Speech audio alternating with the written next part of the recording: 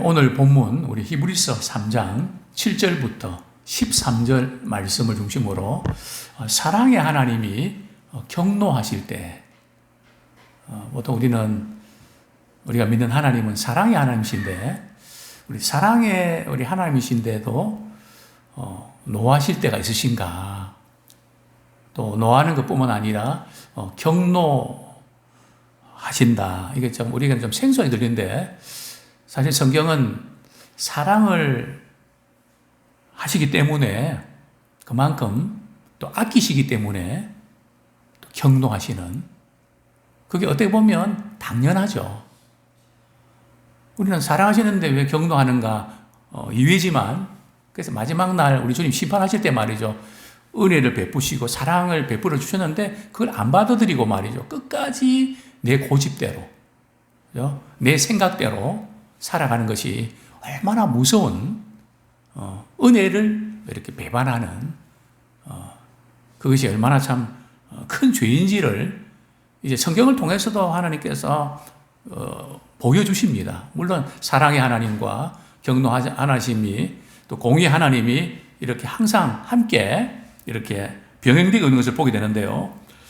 오늘 저는 한 세 가지 관점에서 좀 말씀드리려고 합니다. 첫 번째는 영원한 오늘, 두 번째는 하나님이 경노하실 때, 세 번째는 피차 권면하자 하는 문제에 초점을 맞추면서 함께 은혜를 나누고자 합니다. 영원한 오늘, 이스라엘 백성들이 말이죠, 애굽에서 탈출하고 그리고 광야에서 우리 하나님께서 이렇게 말씀하시죠. 우리 성경 말씀, 우리 한 구절 보겠습니다. 본문 7절, 히브리서 3장 7절 같이 읽겠습니다. 시작. 그러므로 성령이 이르신 바와 같이 오늘 너희가 그의 음성을 듣거든 광야에서 시험하던 날에 거역하던 것 같이 너희 마음을 완고하게 하지 말라. 사실 이 말씀을 최초로 한 때는 이스라엘 백성들이 광야 생활할 때, 너희가 오늘 그의 음성을 듣거든 마음을 강팍하게 하지 마라, 거역하지 마라. 자, 그리고 나서 말이죠, 이제 다윗이 통치하는 기간, 정확하게는 한 1450년 이후에 말이죠, 다윗이 통치하던 시대에 우리 시편, 우리 95편 8절에도, 95편 7절에도 이런 말씀을 하고 있습니다. 너희가 오늘 그의 음성을 듣거든. 너희가 오늘 그의 음성을 듣거든. 오늘이라고 표현을 합니다. 그리고 오늘 히브리서 저자도 말이죠, 우리 히브리서 3장 7절에 보면 오늘 너희가 그의 음성을 듣거든. 마찬가지로 성경은 하나님께서 오늘 우리에게 말씀을 통해서 우리에게 들려주시는 것입니다. 우리도 똑같이 해당이 된다는 거죠. 오늘 우리는 말씀을 들을 때에 어떤 마음으로 듣는가, 어떤 자세로 듣는가, 굉장히 중요합니다. 그래서 제가 이제 설교 시간에 말이죠, 사실은 저는 원고는 거의 안 보는 편이라고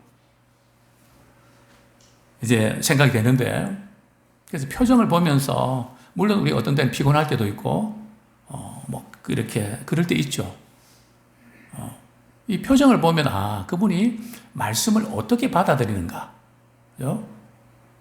벌써 이게 지금 튀어나오는지, 말씀을 집중해서 말이죠, 식어가는 줄 모르는지, 그게 되게 드러나거든요. 그래서 하나님께서도 이스라엘 백성들에게 다윗 시대에, 또 히브리서 저자 그 시대에 오늘 우리에게도 다른 건 몰라도 너희가 오늘 그의 음성을 듣거든 마음을 닫지 마라. 마음이 삐뚤어져 있으면 안 된다. 정말 스펀지처럼 말이죠, 저는 먹이를 주면서 참 은혜를 많이 받습니다. 먹이를 이렇게 제가 공정한 먹이 주기를 하려고 여기도 떨어뜨리고 정말 애 많습니다. 하나라도 더 먹이고 싶었어요. 그게 아마 모든 목회자의 심정이 아닌가 싶습니다. 뭐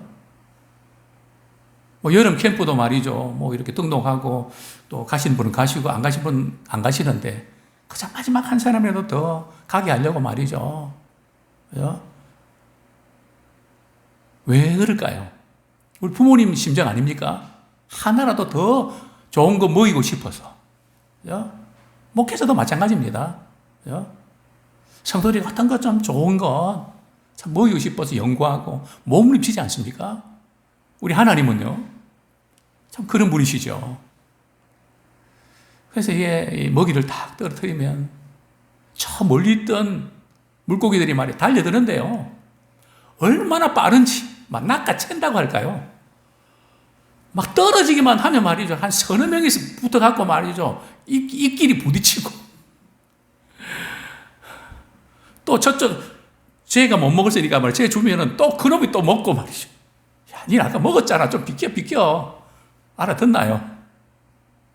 못 먹은 그 물고기 말이 주려고 이리저리 먹이를 말이 던지면서 해도 몸만 막 틀지 결정적인 순간에는 엉뚱방향을 튼단 말이죠. 그게 참 내 자신의 또 모습은 아닌지 돌아보게 됩니다. 그렇습니다. 영원한 오늘 우리가 주님의 음성을 듣고 마지막 피크 잘 올려서 저는 그렇게 기도합니다. 하나님, 우리가 지금까지 낭비된 시간들이 있다면 이제 남은 시간 피크를 올려서 정말 주님 기뻐하신 일에 점수를 많이 올리게 하시고 주님 앞에 섰을 때에 잘했다 칭찬받는 우리 예람의 성도들 되게 해주십시오. 마지막 날이 영원한 그 오늘, 그것이 우리 인생의 최고의 중요한 포인트 아닙니까? 그렇습니다. 자, 오늘 우리 히브리서 3장 우리 8절 한번 보겠습니다. 9절부터 우리 11절까지 연일서 한번 같이 읽겠습니다. 시작. 거기서 너 열조가 나를 시험하여 증험하고 40년 동안 나의 행사를 보았느니라. 그러므로 내가 이 세대에게 노하여 이르기를 그들이 항상 마음이 미혹되어 내 길을 알지 못하는도다 하였고, 내가 노하여 맹세한 바와 같이 그들은 내 안식에 들어오지 못하리라 하였다. 우리 3장과 히브리서 3장과 4장에는 말이죠, 하나님께서 노하셨다. 또 어떤 데는 하나님께서 경노하셨다. 15절에 보면 말이죠, 오늘 너희가 그의 음성을 듣거든 경노하시게 하던 것 같이. 또 성경 어디에는 이스라엘 백성들이 말이죠, 계속 하나님을 거역하니까 하나님의 노가 격발이 됐다. 격발됐다. 그런 표현도 씁니다. 어쨌든 이스라엘 백성들이 이제 하나님을 경노하게 하는 광야의 생활이 그랬습니다. 우리 하나님이 경노하시는 것은요, 우리가 때로는 실수도 하고 잘못도 하고 뭐 그런 걸 말하는 거 아닙니다. 우리 하나님이 경노하신 것은 계속해서 말이죠, 바른 길을 제시하는데도 그것을 싫어하는, 계속 그것을 받아들이지 않는 이스라엘 백성들은 광야 40년 동안 말이죠, 우리 하나님께서 말씀하십니다. 너희들이 간혹 나를 원망하고 불평하고 반역했다. 그래 말씀하지 않으시고, 너희들이 항상 그렇게 했다. 40년 동안 그랬다. 10절도 보면 그들이 항상 마음이 미혹돼요. 메인테인입니다. 계속해서 말이죠, 계속 그 상태를 유지하고 있는데요. 그렇습니다. 우리 3장 11절 한번 보겠습니다. 시작. 내가 노하여 맹세한 바와 같이 그들은 내 안식에 들어오지 못하리라 하였도다. 이 하나님께서 이 노하실 때, 경노하실 때 말이죠, 하나님께서 맹세하시면서 말이죠, 너희는 내 안식에 들어오지 못한다. 여기에 내 안식은 어딜까요? 1차적으로는 약속의 땅 가나안이고요. 영적인 의미를 우리가 부여할 때는 바로 천국을 상징합니다. 애굽에서는 나왔지만 그냥 광야 생활에서 이 세상 생활에서 실패하면서 결국은 멸망당하고 마는 참 내 안식에 들어오지 못하리라 하는 이 말씀은 우리가 신앙생활 한다고 하지만 과거에 내가 신앙생활을 어떻게 했는지 그것만 내세우면서 오늘의 신앙, 주님과의 관계가 멀어져 있고 멀리 떠나는 그것이 얼마나 참 무서운 것인지를 우리에게 보여주는데요. 자, 우리 4장 3절 같이 한번 읽겠습니다. 4장 3절 시작. 이미 믿는 우리들은 저 안식에 들어가는도다. 그가 말씀하신 바와 같으니 내가 노하여 맹세한 바와 같이 그들이 내 안식에 들어오지 못하리라 하셨다. 그죠? 하였으나, 그죠? 세상을 창조할 때부터 그 일이 이루어졌느니라. 우리 하나님이 노하여 맹세하시는, 자, 그 다음에 이제 이 약속이 말이죠. 이스라엘 백성이 광야 생활할 때에 하나님께 이미 말씀하셨거든요. 그것이 이제 그대로 이루어지는데요. 우리 민수기 14장 30절 한번 보겠습니다. 민수기 14장 30절. 같이 한번 읽겠습니다. 시작. 여분네 아들 갈렙과 눈의 아들 여호수아 외에는 내가 맹세하여 너희에게 살게 하려 한 땅에 결단코 들어가지 못하리라. 출애굽 1세대는 여호수아와 갈렙을 제외하고는 다 광야에서 멸망당하고 마는 참 엄청난 비극 아닙니까? 가나안 땅 진입을 앞두고 말이죠. 정탐군 사건을 통해서 지금까지 이렇게 하나님의 인도하심과 은혜 베푸심에 대해서 총체적으로 반역을 하는 겁니다. 여호수아는 말이죠. 하나님을 거역하시면 안 됩니다. 아무리 외쳐도 말이죠. 이미 거역에 급류가 흐르기 때문에 막을 수 없습니다. 참 이 안타까운 상황. 저는 그 순간을 하나님의 대대란이라고 표현합니다. 하나님께서 모세를 통해서 말이죠. 너희들이 40년 동안 광야에서 방황할 거야. 그리고 다 죽을 거야. 내가 싫어하면 어떻게 되는지 내가 너희에게 보여주는 거야. 우리 본문 9절 우리 같이 한번 읽겠습니다. 예, 같이 읽겠습니다. 예, 본문 9절 한번 읽겠습니다. 시작. 거기서 너희 열조가 나를 시험하고 증험하고 40년 동안 나의 행사를 보았느니라. 우리 17절 한번 같이 읽겠습니다. 시작. 또 하나님이 40년 동안 누구에게 노하셨느냐? 그들의 시체가 광야에 엎드러진 범죄한 자들에게가 아니냐. 그렇습니다. 참 이스라엘 백성들이 이렇게 향해서 우리 하나님께서 경노하시는 이유가 우리 15절로 나타나는데요. 예, 15절 같이 한번 읽겠습니다. 3장 15절 성경에 일렀으되 오늘 너희가 그의 음성을 듣거든 경노하시게 하던 것 같이 너희 마음을 완고하게 하지 말라 하였으니.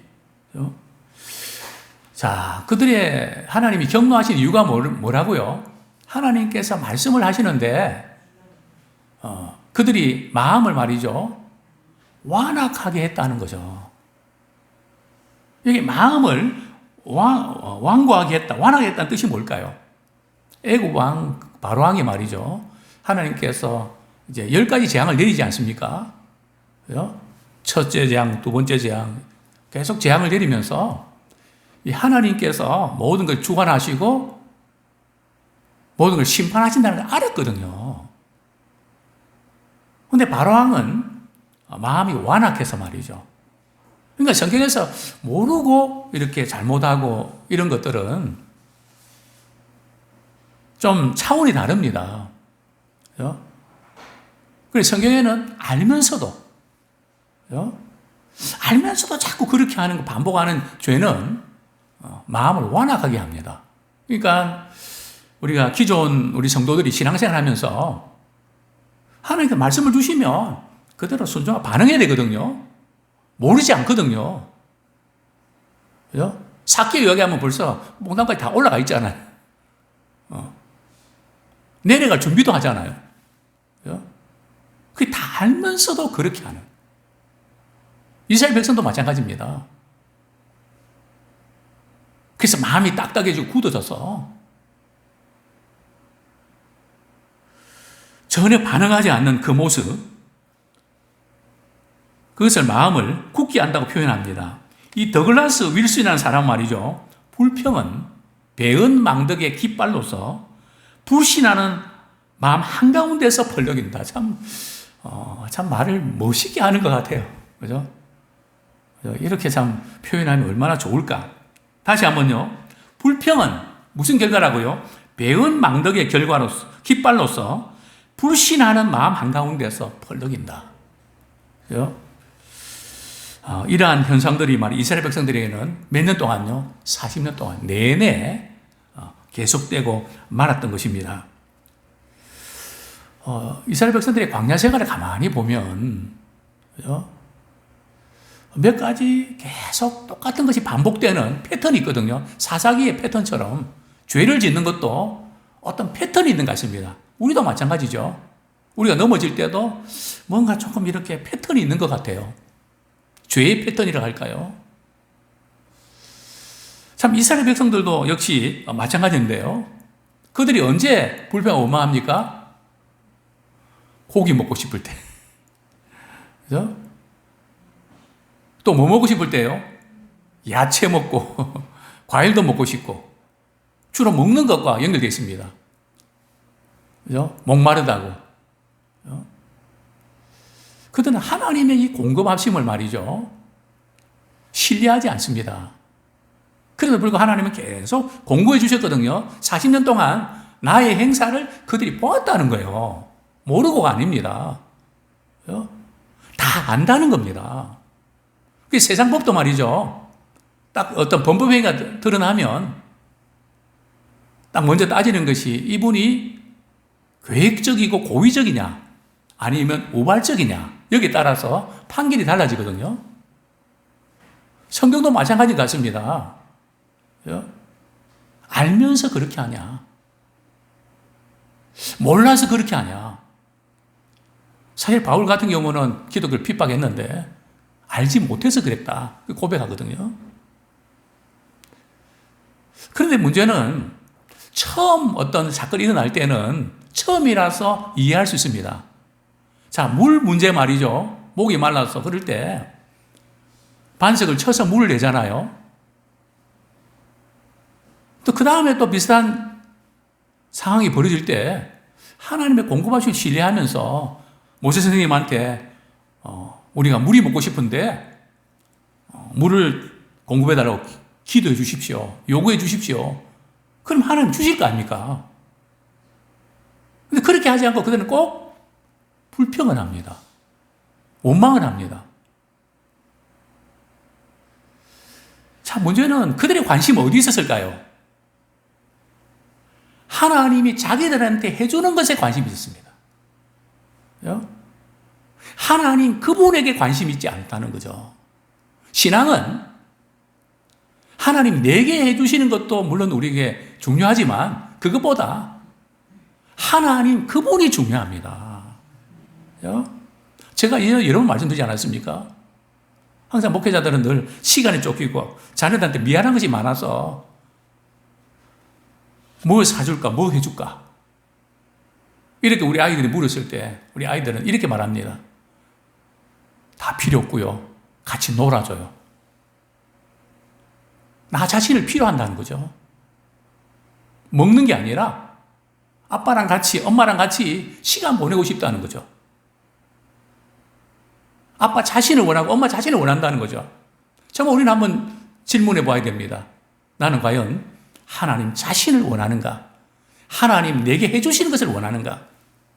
물론 우리 초신자 때는 하나님 내게 해주시는 것에 많이 좌우되지만 이제는 하나님이 내게 어떻게 해주시든 간에 정말 우리는 구원을 선물로 받은 가장 큰 것을 선물 받지 않았습니까? 그래서 우리는 그분 자신에게 관심 있고 그분 자신을 사랑하는 그런 우리가 되기 원합니다. 성경이 이렇게 말씀합니다. 하나님께서 우리의 소원을 이루어주시는데요. 언제요? 나를 기뻐해라. 그리하면 내 소원을 이루어주겠다. 즉 하나님 자신을 원하면 이게 진정한 사랑 아닙니까? 돈 보고 결혼하면 안 되잖아요. 물론 우리가 뭐 여러 가지 말이 필요하지만 그것보다 중요한 것은 서로 그 사람을 사랑하는 마음이 더 중요하잖아요. 하나님과 우리의 관계도 마찬가지입니다.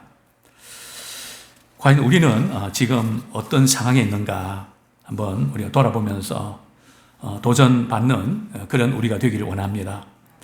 성경에 보면 그들은 항상 마음이 미혹됐다고 했습니다. 하나님보다는 눈에 보이는 그 어떤 것에 마음이 빼앗겨서 내 길을 알지 못했다. 이 내 길이 뭘까요? 하나님께서 그들을 인도해 주시는 그 길, 그 바른 길을 그들이 싫어했다는 거죠. 그래서 늘 그들은 하나님이 인도해 주시는 길이 아니라 내가 가고 싶은 길을 간다는 거죠.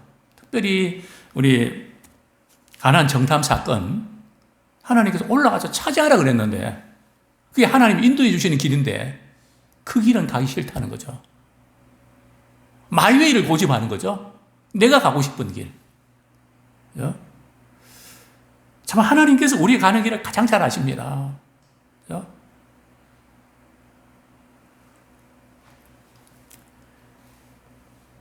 우리가 시험과 고통과 슬픔을 우리가 당할 때가 있죠.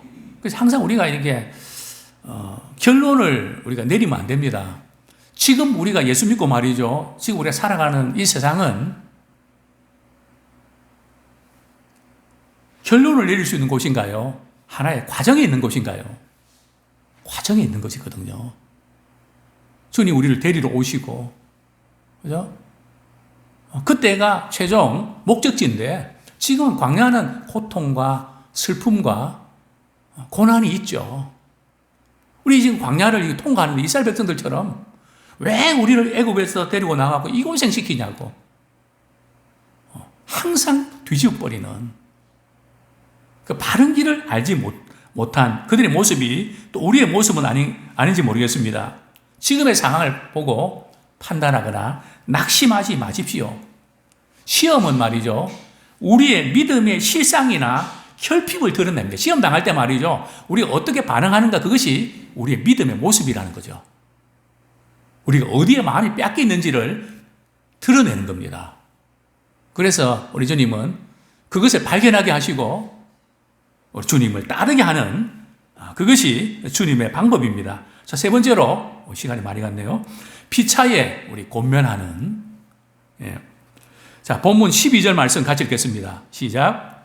형제들아 너희는 삼가 혹 너희 중에 누가 믿지 아니하는 악한 마음을 품고 살아계신 하나님에게서 떨어질까 조심할 것이요 오직 오늘이라 일컫는 동안에 매일 피차 권면하여 너희 중에 누구든지 죄의 유혹으로 완고하게 되지 않도록 하라.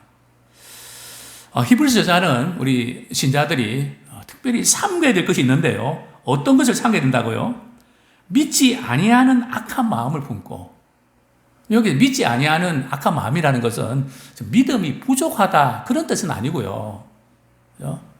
때로는 우리가 낙심이 되고 그래서 실망해서 믿음이 약해지는 그런 뜻이 아니고요.